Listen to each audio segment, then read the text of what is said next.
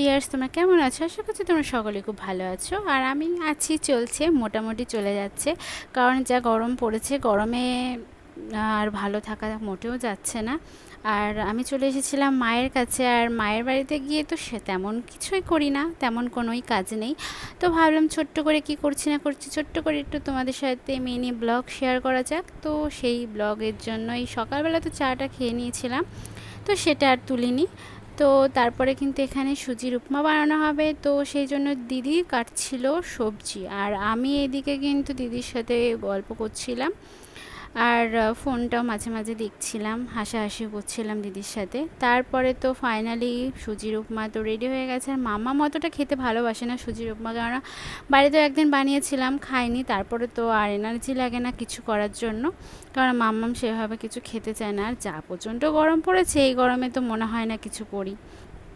তারপরে কিন্তু সবাই খেতে আরম্ভ করে দিয়েছিলো, আর এখানে কিন্তু আমিও টেস্ট করছিলাম। হ্যাঁ, আগে একদিন খেয়েছিলাম, সেটা বেশি টেস্ট ছিল আর আজকের থেকে। তো তাও কি করব, খেয়ে নিতে হলো, মোটামুটি ছিল।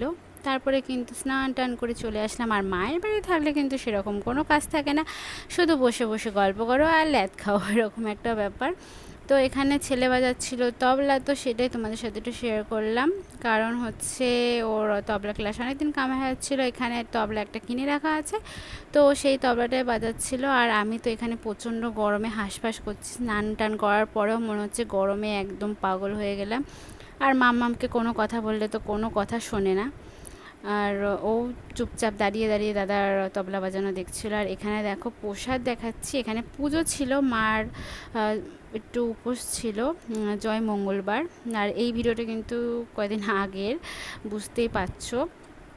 তো সেই প্রসাদে আমি একটুখানি খাওয়া দাওয়া করে নিলাম। তারপরে কিন্তু একটু রেডি হয়ে গেছিলাম, কারণ মা বলছিল একটু কেনাকাটা করতে, তো দিদির সাথে বেরিয়ে গেছিলাম। আর এখানে কিন্তু মাম্মা মার ছেলেও যাচ্ছিল আমাদের সাথে, কারণ ওদের রাখা হবে মেজো দিদির বাড়িতে।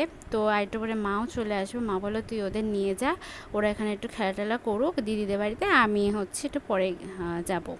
তো তারপরে কিন্তু ফাইনালি চলে এসেছি। আর আমরা এসেছি আমাদের বাড়ির কাছে কৃষ্ণনগরে কিন্তু আমরা চলে এসেছি। আর আমরা প্রথমে এই দিকগুলোই আসি। আর আমরা প্রথমে ঢুকে গেছিলাম কিন্তু ইজি বাই বেশ সুন্দর সুন্দর কালেকশান তুলেছিল, তো সেইগুলোই মোটামুটি দেখছিলাম। আর এই গেঞ্জিগুলো দেখছিলাম যে এক কালারের গেঞ্জি নিলে কেমন হয়। আর আমি কিন্তু যাইনি কোনো কেনাকাটা করতে, আমি তো গেছিলাম দিদির সঙ্গ দিতে, দিদি কেনাকাটা করছিল আর আমি শুধু নিজেকে দেখাচ্ছিলাম। আর কি বলবো, সব কিছু দিদি দেখছিল। আর এখান থেকে মোটামুটি কিছু নিয়ে তারপরে কিন্তু আরও চলে গেছিলাম আমরা স্টাইল বাজারে। আর আমাদের স্টাইল বাজারটাই মানে ভালো লাগে, ওখানেই গন্তব্য আমাদের, যে ওখানে গেলে বেশ মোটামুটি ভালোই লাগে কেনাকাটা করতে। তো এই তো ভিডিও। তারপরে কিন্তু কেনাকাটার পরে এখানে বিলের জন্য আমরা দাঁড়িয়ে রয়েছি, যেখানে বিল করছি ইজি বাইরে এখান থেকে। তারপরে দেখো নিজেকে একটু আয়নায় দেখিয়ে নিলাম, তারপরে কিন্তু কেনাকাটা করে চলে আসলাম বাড়িতে। হ্যাঁ, আর এই ব্লগটা চাইলে কিন্তু তোমরা পাবে না, কারণ যে যার বাড়িতে চলে গেছে, আর আমি আমার বাড়িতে চলে এসেছি। আমি